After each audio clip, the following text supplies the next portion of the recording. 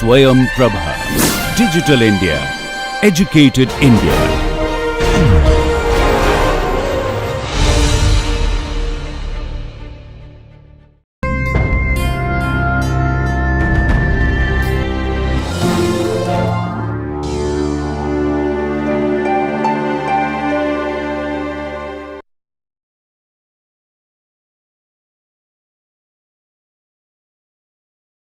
Hello everybody, welcome to this NPTEL course on Material and Energy Balances. I am Dr. Vignesh Muthavijayan. I am a faculty in the Department of Biotechnology, IIT Madras. During this course, we will look at some of the most fundamental aspects of material and energy balances and look at how these can be applied eventually into higher level courses. Before we delve into basics of material and energy balances, we first need to understand the fundamentals associated with any engineering calculations. This will be the first lecture of this course. The most important aspect of any fundamental calculation which is being performed would be the units and dimensions. What are units? Units are basically definite magnitudes of any quantity. Any measurable quantity would have two things. One is a numerical value and the other is the units. 60 seconds would represent time, 5 meters would represent distance or length, and 70 kilograms would represent mass. Without units, these numbers do not have any physical significance. They will just stand as pure numbers. Using units carefully has a lot of practical advantages. It ensures that you understand the physical meaning of the number which is being given. I don't have to clearly state that the time taken was 60 seconds. If I just say it took 60 seconds, you would automatically know it's time that I am talking about. So the physical meaning of the number is clearly understood when the units are actually associated with the number. It minimizes errors in calculations. When you ensure that all the numerical values which you are using in your calculations are accompanied by the units, you will also make sure that the units tally with each other and you use appropriate conversions. Thereby you can minimize the calculation errors which usually come due to failure to convert one unit to another. It also gives a way to establish a logical approach towards calculations rather than memorizing formulae. What are dimensions? Dimensions are the basic concepts of measurement. Examples would be length, mass, time, etc. Dimensions can be calculated by multiplying other dimensions or dividing two dimensions. Examples would be speed, force, energy, acceleration, and so many other things. One dimension can actually have multiple units. For example, length can be measured in terms of inches, meters, miles, light years, and so many other terms. So similarly, time can be measured as seconds, minutes, hours, days, weeks, and so on. When you're talking about units and dimensions, there are certain points which you need to remember. Numerical values can be added only when they have the same units. Different units can be combined by multiplication or division. Units can be converted from one unit to another using conversion factors.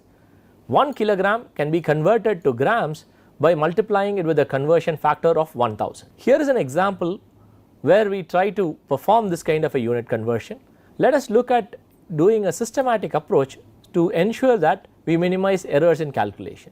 The problem statement is, studies have shown that Vibrio cholerae, the cholera causing bacteria, moves at a speed of 100 micrometers per second. What is its speed in kilometers per day? So the information which has been given to you is in terms of micrometers per second, and they want this to be converted to kilometers per day. So the micrometer needs to be converted to kilometer and the second needs to be converted to day. So let's go about solving this. 100 micrometers per second is the data given. We know that 1 micrometer is 10 power minus 6 meters. So 1 meter divided by 10 power 6 micrometers is multiplied to the given value. Now this meter can be converted to kilometer as 1 kilometer contains 1000 meters. So now we have technically converted micrometers to kilometers. We now need to convert the seconds to days. We know that 1 hour contains 3600 seconds and 1 day contains 24 hours. Using these values, we would finally get kilometers per day. We can even verify this. So the micrometer given in the speed cancels off with the conversion factor given, and the meter taken in the conversion factor again cancels off with the second conversion factor. The second cancels off with the first conversion factor, and the hour cancels off in the second conversion factor for time. Thereby your final units are kilometers per day, and you end up with a value of 8.64 times 10 power minus 3 kilometers per day. If you looked at how I did this problem, I have written down each number with the associated units, and the conversion factors were also written along with the units. This ensures that I can appropriately use the conversion factors either for multiplication or division. This will eliminate any confusion and ensure that I do not randomly multiply or divide and make unnecessary conversion errors. The units which we use have different systems. There are 3 different systems which are commonly used. The first system is the SI units, which is the most accepted system of units amongst engineering and scientific community. You also have CGS system, which is very similar to the SI units, except for the fact that length is measured in centimeters and mass is measured in grams instead of meters and kilograms, which would be used in SI units. Other fundamental units are similar to the SI units. American engineering units is another popular system which is commonly used in the US. Outside of US, it is not very common to use American engineering system because there are some inherent problems with this. The conversion factors which are used in American engineering system are not multiples of 10. This makes it very tedious to remember the conversion factors and perform the conversions. For example, 1 yard actually is 3 feet and 1 mile is 1760 yards. It would be very difficult for most people to remember these numbers and apply them correctly. Another problem associated with the American engineering system is the unit for force. The unit for force in American engineering system is pound force. This has inherent problems in conversion. We will look at what that is in the later slides of this lecture. For now, let us take it by face value that pound force causes problems with conversion. So the units can be classified into different types. How are they classified? The first type is the fundamental or base units. These are the units that can be measured independently. So example would be a length, which you can measure using a scale, and so on. You also have derived units, which are terms derived from the fundamental units either through multiplication or division. So we told that there are base or fundamental units. So how many base or fundamental dimensions and units are there? You would have studied this in your high school and you should be familiar with this already. There are 7 fundamental dimensions or units. Okay, what are they? What are these fundamental dimensions and what are their units? The first fundamental dimension is length. The SI unit for length would be meters, CGS unit would be centimeters, and American engineering unit would be foot. Mass is measured as kilograms, grams, and pound mass in the 3 systems. Moles, which is the amount of substance, is measured as gram moles in SI units and CGS units, and it is measured as pound moles in American engineering units. Time is measured as second in all the 3 unit systems. Temperature is measured as Kelvin in SI and CGS units and as degree Rankine in American engineering units. These are the 5 fundamental dimensions and systems which we keep using throughout this material and energy balance course. In addition to these 5 fundamental dimensions, you also have electric current and luminous intensity, which are measured as ampere and candela in the SI units. We will not be using these 2 dimensions for this course. Moving on to the derived dimensions and units, these are obtained by multiplying or dividing base units or dimensions. One example could be the unit for speed is given as meters per second. So you could also have units which are defined as equivalents of these compound units. So the examples are given here. Volume is measured in liters, which is basically 0.001 meter cube. So similarly, there are different derived units for force, pressure, energy, and power. Force in SI units is given as Newton, pressure is given as Pascal, energy is given as Joule, and power is given as watts. So this table gives you the dimensions of these terms and the units which are given and the symbols which are used for the SI units, and also their equivalents in the for the compound units. Now let us take one of the derived units, which is force. So this derived dimension force is defined by second law of motion by Newton, which is force equals mass times acceleration. Units for this are kilogram meter per second squared, gram centimeter per second square and pound mass feet per second squared in the three systems. So, it is simple, mass is kilograms and acceleration is meters per second squared. So, this gives you kilogram meter per second squared. So, these derived compound units can also be written as derived units as Newton in SI units, dyne in CGS and pound force in American engineering units. 1 Newton is defined as 1 kilogram meter per second squared. 1 dyne is defined as 1 gram centimeter per second squared. However, in American engineering system, 1 pound force is defined as 32.174 pound mass feet per second squared. This is because a pound force is defined as the product of a unit mass and acceleration due to gravity at sea level at 45-degree latitude. Because of this definition for pound force, there is an inherent problem with conversion whenever we use pound force term. To avoid this and overcome this, we use something called GC, which is the conversion factor. So, let us look at an example problem which will hopefully help us understand how to use this conversion factor GC.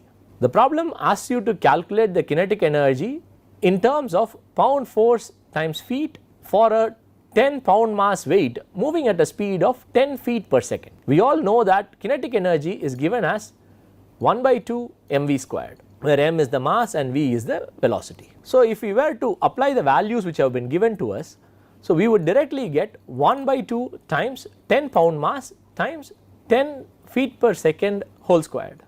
This gives you a value of 500 pound mass feet squared per second squared. So, this is the value you got for kinetic energy, but the problem asks you to calculate kinetic energy in terms of pound force feet, which means the pound mass feet squared per second squared term in this value you have calculated needs to be converted to pound force.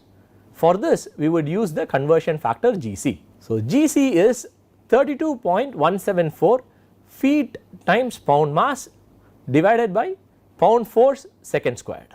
So, we apply this GC to the equation which was given earlier, thereby we get 500 pound mass feet squared per second squared times pound force second squared divided by 32.174 feet pound mass. So, basically what we have done here is divided the kinetic energy which was calculated in terms of pound mass feet squared per second squared by GC, giving you a final value for kinetic energy as 15.54 pound force times feet. Hopefully with this you understand how to apply this conversion factor. If you can remember that GC is the factor which is basically numerically equal to the acceleration due to gravity at sea level at 45-degree latitude with the units of feet pound mass per pound force second squared, you would be able to apply this appropriately to make all the conversions. Other than these dimensions and units, there are also terms which are dimensionless. There are pure numbers like I, pi, Avogadro's number, which do not have any dimensions. You also can have combinations of variables with no net dimension. Basically, there could be ratios of different terms where the dimensions get cancelled off. Examples would be mass ratio, specific gravity and Reynolds number. When we talk about dimensionless numbers, we need to understand that there can be dimensionless numbers and unitless numbers. When I say dimensionless, it does not mean that the quantity is unitless. Some of the dimensionless quantities can have units, whereas all the unitless quantities are dimensionless. The example would be mass ratio technically has units of grams per gram, where it would be grams of one component divided by the grams of mixture or the grams of other component. Dimensional homogeneity is something which needs to be verified and valid for every equation. All valid equations would have uniform dimensions. By that what I mean is the left hand side of an equation and the right hand side of the equation should have the same dimensions. Another important parameter is all additive terms in an equation need to have the same dimensions. Here is an example problem. You can check the first statement which I have made. I have said that valid equations would have uniform dimensions. Now we know that potential energy is given as mass times acceleration due to gravity times height, which is mgh. Can you verify if this equation is dimensionally correct? Let us go to the first principles and try to identify what would be the dimensions of the left hand side. The left hand side term is energy. Energy is defined as force times distance. Force is defined as mass times acceleration. So energy is basically mass times acceleration times distance. So we know that the dimensions of mass is m, dimensions of acceleration is L t power minus 2 and distance is L. Therefore, it gives the total dimensions of the left hand side as m L square t minus 2. Now let us calculate the dimensions for the right hand side. It is mass times acceleration due to gravity times height. Dimensions of mass is m, dimensions of acceleration due to gravity is L t power minus 2 and height is L, thereby again giving m L square t minus 2. So based on the dimensional homogeneity, we can say that the dimensions of the left hand side are equal to dimensions of right hand side. This proves that this equation is dimensionally homogeneous and correct. So let us try another example problem where we try to identify the dimensions of constants which we do not know. Van der Waals equation is based on plausible reasons that real gases do not follow the ideal gas law. So we all know that ideal gas law is PV equals nRT. In real cases, gases do not follow this, and Van der Waals equation is one of the model equations which describes such a real gas. So the equation is given as P plus n squared A divided by V square times V minus NB equals nRT. Here P is pressure, V is volume, N is the amount of substance, T is temperature, and based on dimensional homogeneity, you have been asked to calculate the dimensions of the constants A, B and R. So to do this, we first can take the first term alone. So the first term which we have here has two aspects. One is the pressure and the other is the term which contains A. These two are added. Based on our rules for dimensional homogeneity, any additive term has to have the same dimensions, which means dimensions of P should be the same as the dimensions of the second term, which is n squared A divided by V squared. So let us try and identify what are the dimensions of P, which is pressure. Pressure is defined as force divided by area, and force is defined as mass times acceleration divided by area. So now using this, the dimensions for mass is m, dimensions for acceleration is L t power minus 2 and dimensions of area is L squared, thereby the dimensions of the term pressure is m L minus 1 t minus 2. So this means the dimensions of the term n squared A divided by V squared would also be equal to m L minus 1 t minus 2.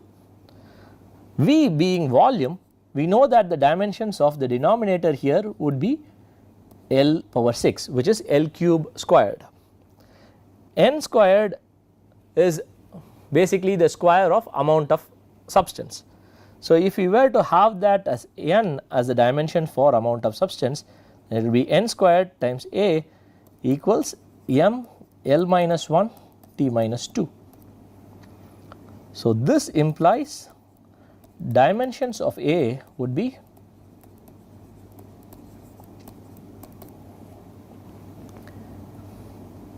m L power 5 n minus 2 t minus 2.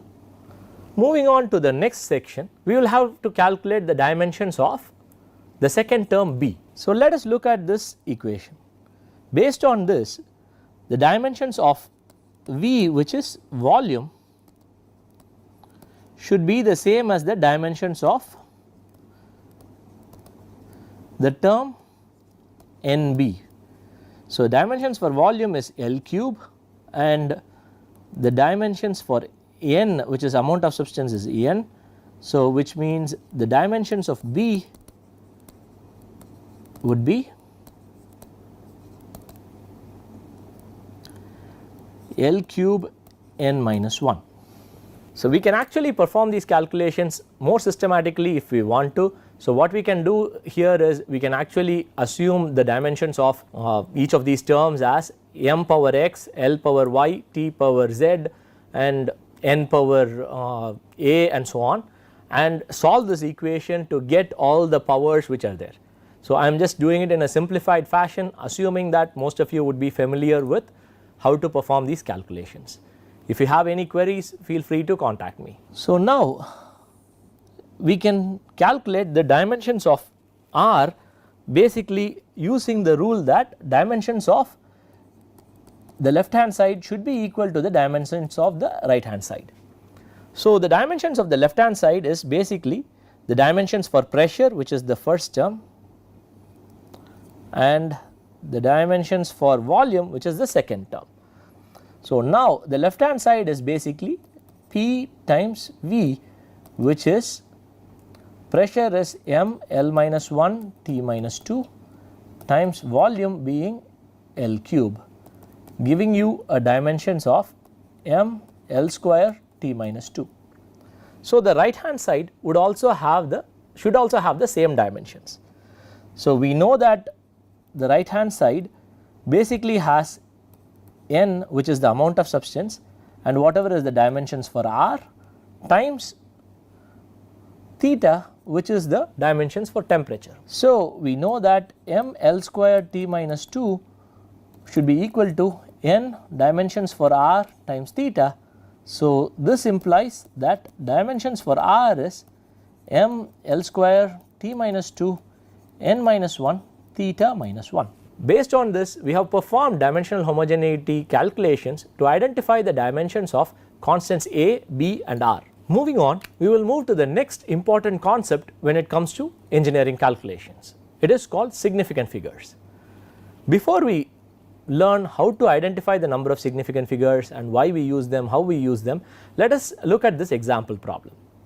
When you are measuring the mass of some substance 3 times using a balance with a readability of 0.001 grams, you will probably get values like this. So the trial 1 has given you a value of 47.476, trial 2 has given you a value of 47.453, and trial 3 has given you a value of 47.498. Now if you were to calculate the average of these 3, which you can assume to be the closest to the accurate mass of the substance you measured, you will end up with a value something like 47.47566667 grams, which is what your calculator or Excel would give.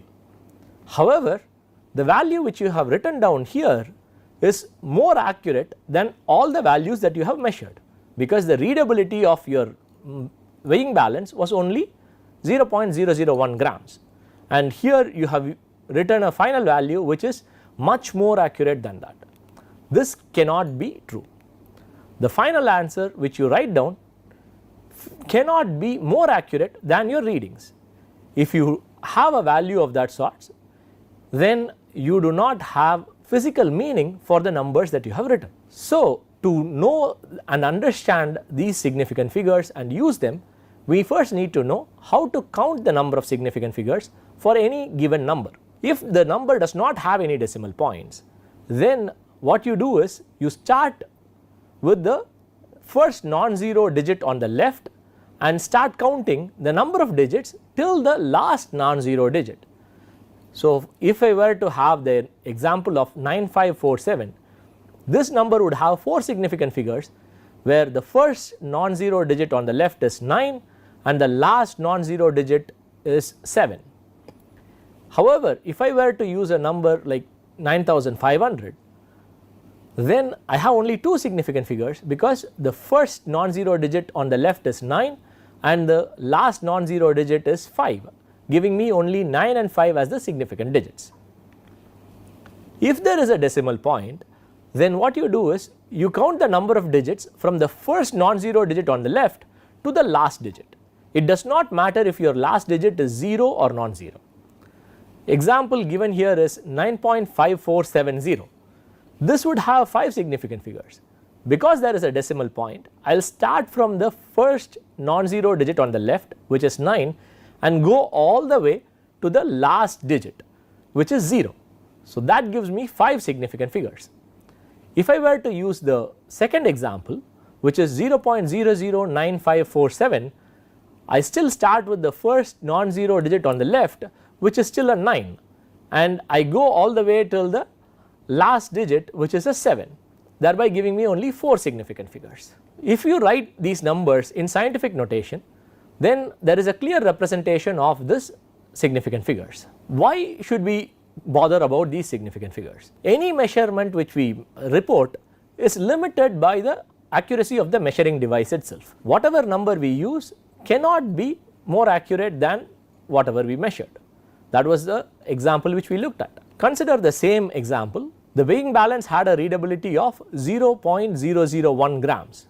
What does this mean? If my substance has a true mass of 8.3426 grams, the balance would round it off and give it as 8.343 grams, because the readability of this balance is only till 0.001 grams. Similarly, if the mass of the weighed substance is actually 8.3434 grams, the balance would still read it as 8.343 grams.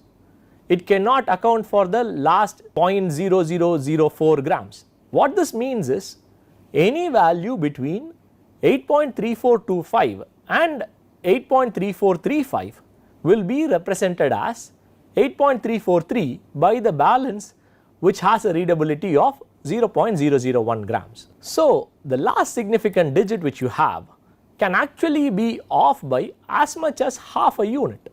This has a lot of physical significance, and that is why you need to ensure you follow the number of significant figures which are present. When we perform arithmetic operations, we need to use significant figures carefully. We need to know how to write the final answer with only the significant figures. If we were to perform multiplication and division, you would have to count the number of significant figures of the multiplicands and divisors and decide that the number which has the lowest number of significant figures is the maximum with which you can go. So, the example given here will illustrate this. You have 4.027 times 309 giving you a value of 1244.343. So, this is what your calculator would give you. However, the first term, which is 4.027, has 4 significant figures, and the second term 309 has 3 significant figures. So, the most number of significant figures, your final answer, which is the product, can have is 3 significant figures. So, you would write down your answer as 1240 to match the significant figures. This will accurately represent the physical validity of the numbers which you have used. Here is another example problem. 17.1 times 10 power minus 3 into 0.1327 times 10 power 5 divided by 2.3472. If you were to plug these values into a calculator, you would end up with 96.6756135.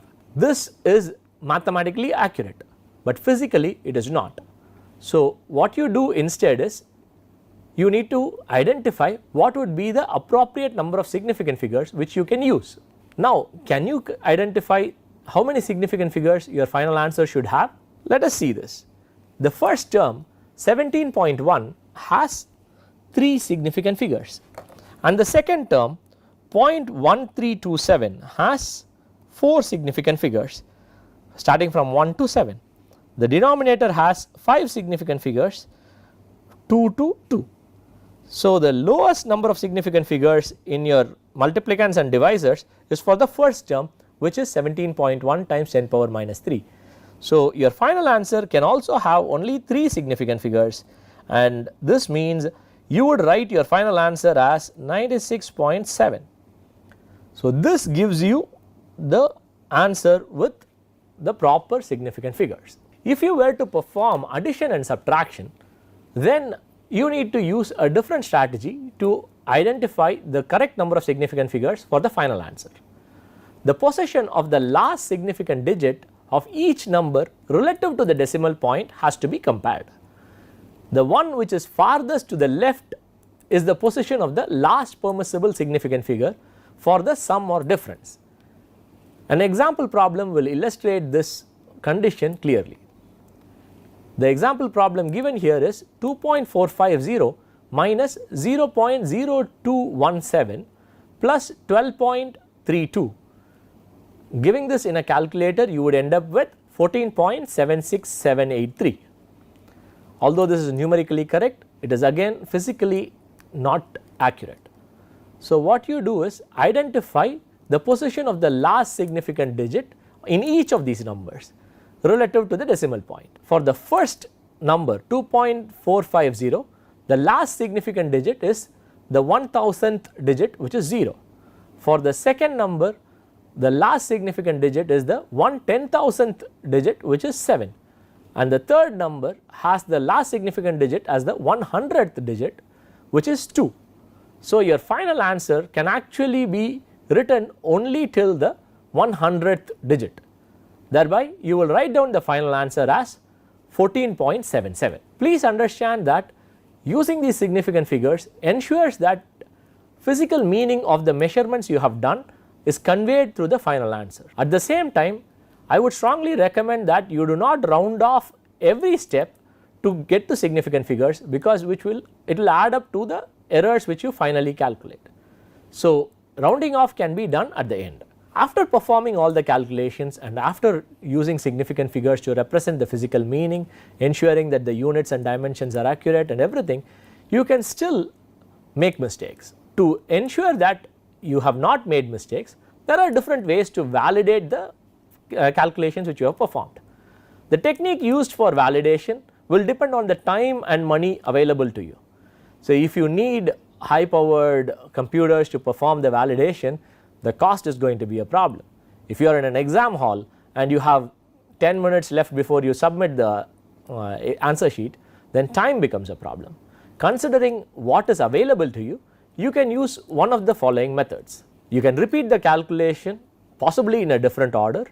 This will ensure that you perform all the calculations again, and because it is coming in a different order, it will ensure that you do not make the same mistake again. You can also do back substitution, where you take the solutions you obtained and substitute it back to the equations which you wrote down and ensure that these equations are still valid. You can do something which is a little simpler called order of magnitude estimation.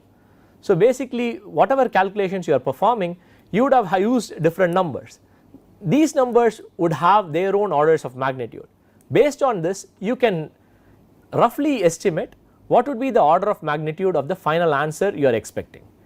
If the final answer you have gotten is in the same order of magnitude, chances are you have not made a gross mistake.